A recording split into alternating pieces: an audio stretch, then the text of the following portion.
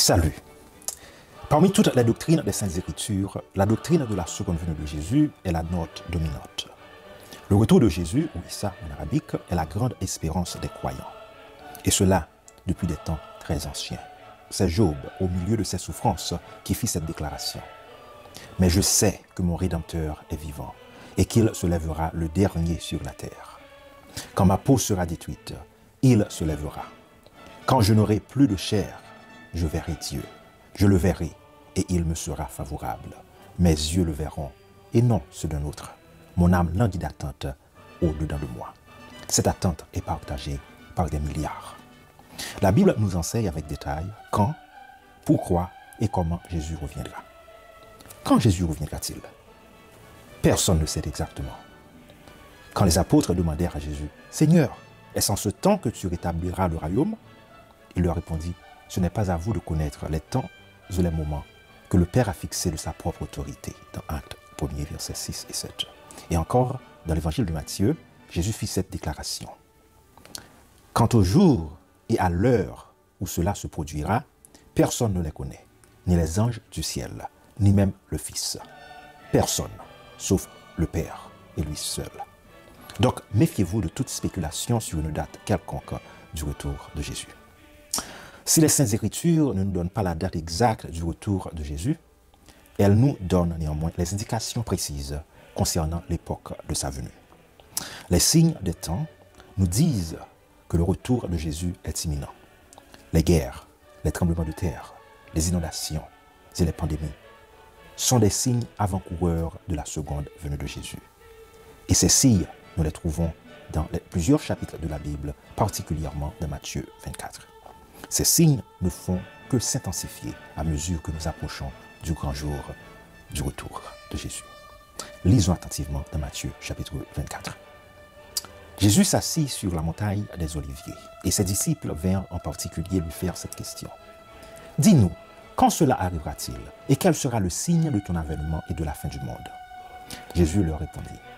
Prenez garde que personne ne vous séduise, car plusieurs viendront sous mon nom, disant « C'est moi qui suis le Christ », et ils séduiront beaucoup de gens. Vous entendrez parler de guerre et de bruit de guerre. Gardez-vous d'être troublés, car il faut que ces choses arrivent.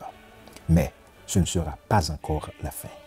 Une nation s'élèvera contre une autre nation, et un royaume contre un royaume. Il y aura en divers lieux des famines et des tremblements de terre. Plusieurs faux prophètes s'élèveront et ils séduiront beaucoup de gens.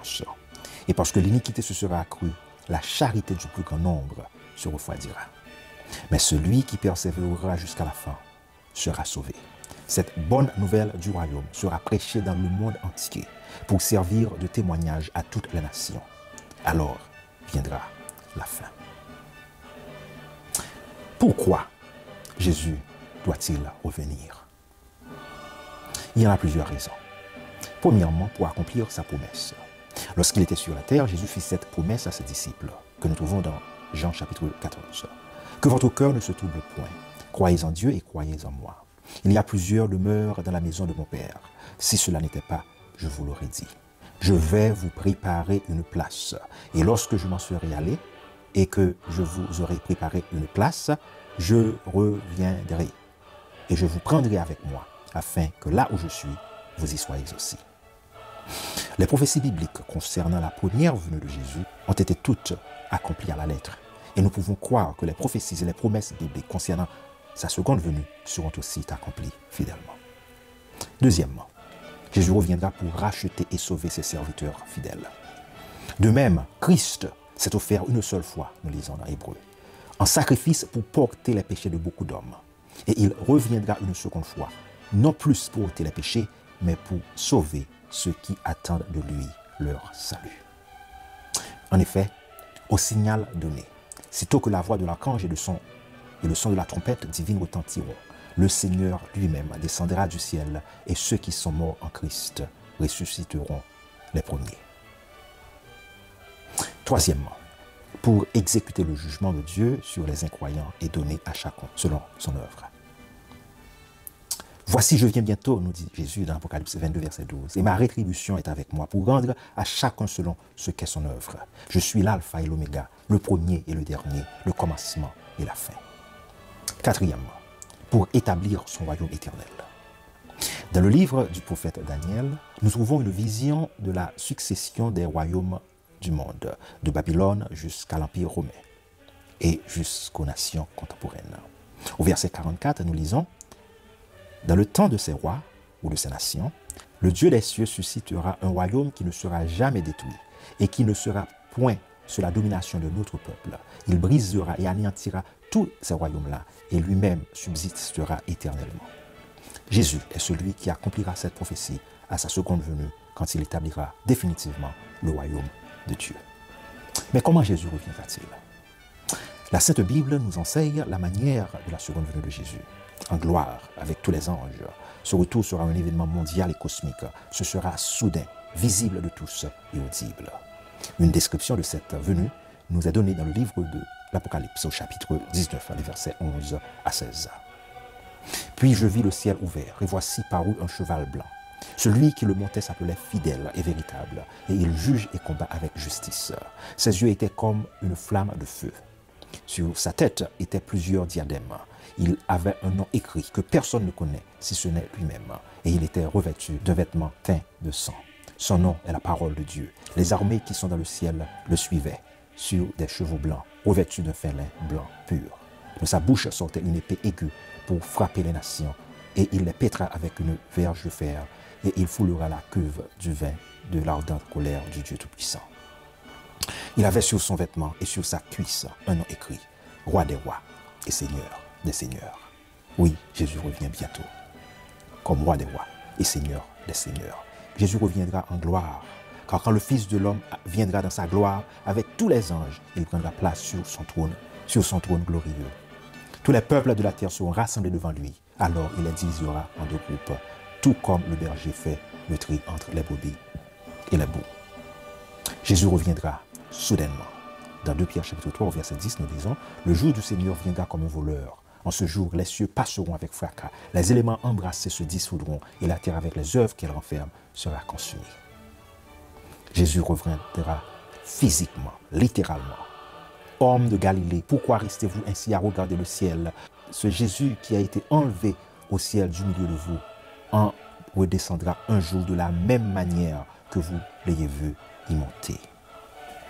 Le retour de Jésus sera visible de tous. En effet, quand le Fils de l'homme viendra, ce sera comme l'éclair qui jaillit du levant et illumine tout jusqu'au couchant. De plus, je vous déclare, à partir de maintenant, vous verrez le Fils de l'homme siéger à la droite du Tout-Puissant et venir en gloire sur les nuées du ciel. Voici, il vient avec les nuées, et tout œil le verra, même ceux qui l'ont percé, et toutes les tribus de la terre se lamenteront à cause de lui. Ces versets nous montrent clairement que le retour de Jésus sera bien visible. Le retour de Jésus sera aussi audible. En effet, au signal donné, sitôt que la voix de l'archange et le son de la trompette divine retentiront, le Seigneur lui-même descendra du ciel, et ceux qui sont morts en Christ ressusciteront premièrement. Ensuite, nous qui serons restés en vie à ce moment-là, nous serons enlevés ensemble avec eux dans les nuées pour rencontrer le Seigneur dans les airs. Ainsi, nous serons toujours avec le Seigneur. Ne vous étonnez pas de cela, car l'heure vient où tous ceux qui sont dans les sépulcres entendront sa voix et ils en sortiront. Donc, le retour sera audible de tous, visible, cosmique et universel. Que dois-je donc faire pour me préparer? Prenez garde à vous-même pour que vos esprits ne s'alourdissent pas à force de trop bien manger, de trop boire et de vous tracasser pour les choses de la vie. Sinon, ce grand jour vous surprendra tout à coup, car il s'abattra comme un filet sur tous les habitants de la terre. Restez sur vos gardes et priez sans relâche, afin que Dieu vous donne la force d'échapper à tout ce qui doit arriver et de vous présenter devant le Fils de l'homme. Dans Jude, au chapitre 2, nous disons « Car la grâce de Dieu, source de salut pour tous les hommes, a été manifestée. Elle nous enseigne à renoncer à l'impiété et aux convoitises mondaines et à vivre dans le siècle présent selon la sagesse, la justice et la piété, en attendant la bienheureuse espérance et la manifestation de la gloire du grand Dieu et de notre Seigneur, Jésus-Christ, qui s'est donné lui-même pour nous, afin de nous racheter de toute iniquité et de se faire un peuple qui lui appartienne, purifié par lui et zélé pour les bonnes œuvres. Que Dieu nous aide à nous préparer pour ce grand retour afin d'obtenir ce grand salut. Au plaisir de vous voir bientôt.